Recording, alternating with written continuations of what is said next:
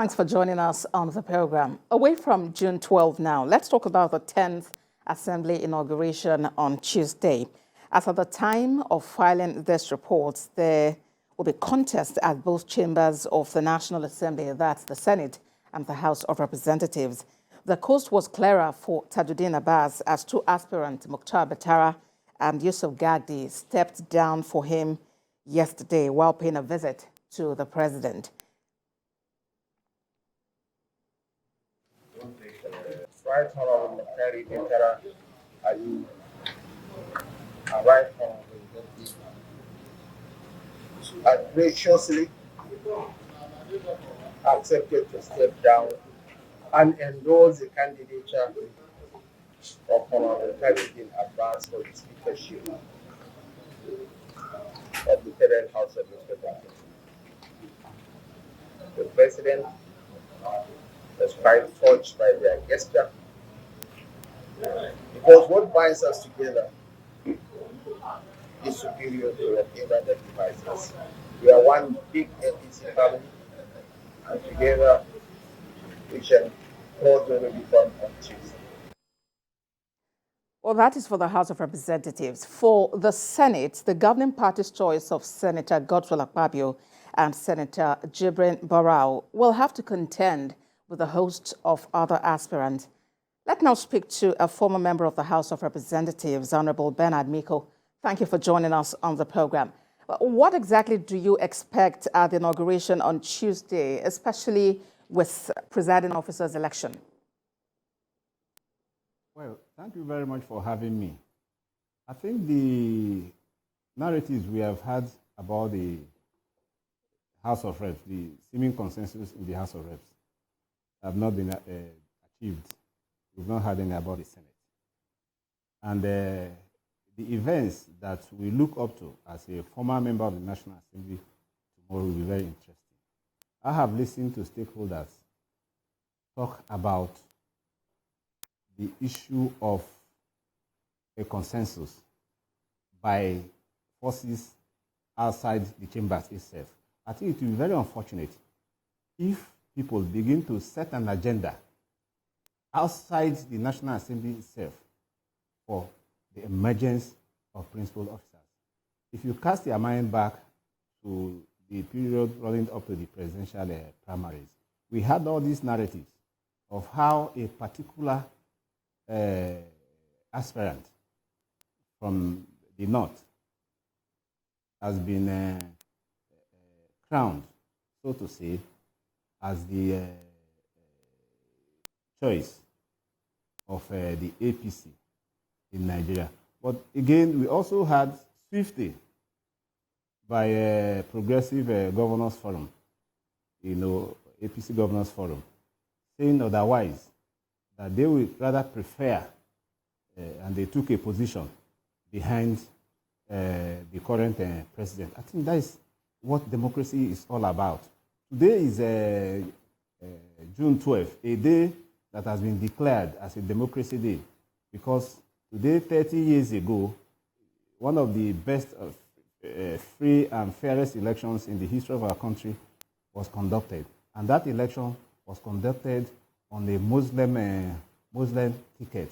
And of course, you know the anti-democratic forces that set aside that election. And the high point of it today is that one of the victims of the anti-democratic forces 30 years ago is now the president. And I was ecstatic to see him on the national television as president and commander-in-chief of the armed forces of Nigeria, making that broadcast. I think he understands how the National Assembly works. You, as a senator himself, his wife as a member of the Ninth Senate, he understands what democracy is all about. He understands the issues of fiat accompli, which he was a victim in the immediate past elections. So the concept of separation of powers, must be allowed, to play itself out. Interestingly, the two leading candidates, Akpabio and Yari, are all from the APC. And if you look at the antecedents of the whole thing, that presently you have in the three arms of government, you have two arms already in the southern region, and the next arm, it should be balanced. So we look forward towards a balanced federation tomorrow, so that our senators, looking at the situation, will now support Senator Yari to emerge as the next Senate president. Thank you. Talking about the election of presiding officers tomorrow, just like the presidential election where many voted along religious and ethnic lines, do you see that play a factor in the election? Well, I think we have all, over the years, we have all agreed that we have fault lines within our polity, which is basically religion. We have, if you say religion is going to play a part, why did Abiola today, 30 years ago, why was he elected with the Muslim ticket? I have, during that period, I attended a youth conference in Lagos about violence. And they said we should look beyond the religious sentiments in electing our leaders. And somebody just raised this issue. Oh, that why should he was of the NRC, of the SDP, the same political party as myself that time. And he said, oh, we shouldn't vote for Abiola. I said, look, he said, because he said, I said, we didn't come here, we are coming, we should look at the things that unite us. You see, if you begin to make that point now in our country's history, look at the states, because the federation is a virtual state.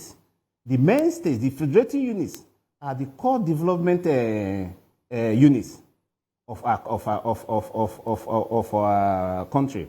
So if you look at the states, 36 states including Abuja, there are states where you have principally Christians, from the governor to the last man in the civil service. Have they developed? Have they even implemented their budgets up to 30%? Okay, now look at some of the states in the north, where you have Muslim from governor to the last person.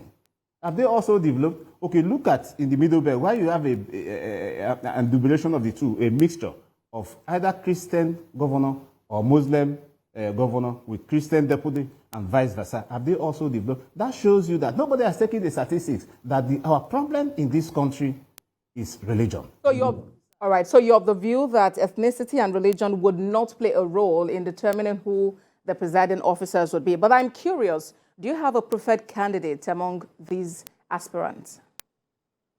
Because if you look at the role played by progressive governors forum on the north, that even when the national chairman of the party took a position behind a northern candidate, and the other governors said, look, we want a southern candidate for balancing of our country. Today we have a southern president and also a southern chief justice of those two arms. So for me, and for most of the people I've spoken to, my former colleagues who are also in the Senate now, who will be inaugurated tomorrow, they said they are interested in voting for Senator Yari to balance the country. All right, but then does it mean that having a president who is Muslim, a vice president who is Muslim, I mean, you're in support of having a president of the Senate who is also Muslim? Is that what you're saying? Look, I said we have identified religion as our fault lines. Let me tell you, the president of the Federal Republic of Senator Bola Ahmed Tinubu has a wife. And when we want to talk of religious tolerance, we should look from the families, the values for which we hold, not just coming out on the public, say, oh, we should get a Muslim here, we'll get another Muslim there, or Christians here. These things will not develop our country. Even a Christian, in the last dispensation, we had a Christian vice president. Does it change anything? There's a criticism. Honorable Mikko, there's a criticism against Senator Yari as being a first-timer. Does and should experience count or not in this decision?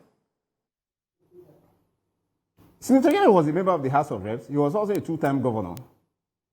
So he has a lot of experience, and he knows his limitations.